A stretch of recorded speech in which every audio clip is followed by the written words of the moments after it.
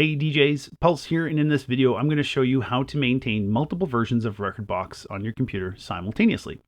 Now, I'm not talking about the major versions because you can see here that rekordbox automatically installs itself to a major version folder every time you put the first installation for that version into your computer. I'm talking about the subversions. So when you install rekordbox, it comes in as rekordbox or rekordbox.app within that version folder. So when you install it, this is how it comes in. But you can see here, I've got several other version numbered applications that I could launch. So if I wanted to launch 7.2.0, I can just open up that version. So how do you get to keep multiple versions? Well, when you've downloaded and installed it, like I said, it'll come in as rekordbox.app. One of the things you can do is just press Command I to get info about that so you know which version it is.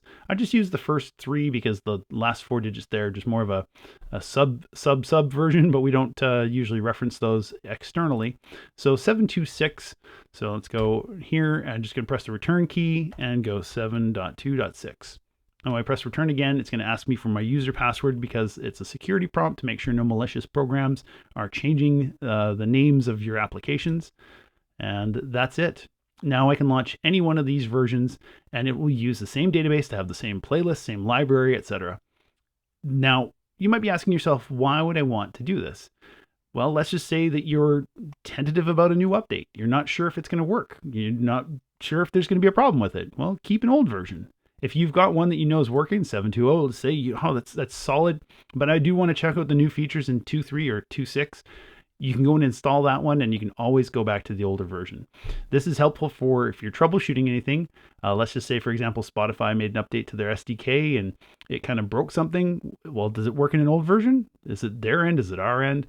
This will always help support teams as well if you have a little bit more information to say, oh, it worked in this version number, but not the new one or another version number. So for Windows users, a little bit different. You'll find that rekordbox there is installed into a subversion number folder anyhow. So when you install the new one, the old one is automatically retained. You want to either uninstall it manually or go to the applications manager in the system settings to remove it from there. But you do automatically sort of get a separation of those versions as well. But here again, you can keep multiple versions of rekordbox 6 or 7. Those use the same database. Version 5 uses an older database, which does get imported when you launch 6 or 7. But there you go. You're able to keep multiple versions installed. If you have any other questions, let us know in the comments.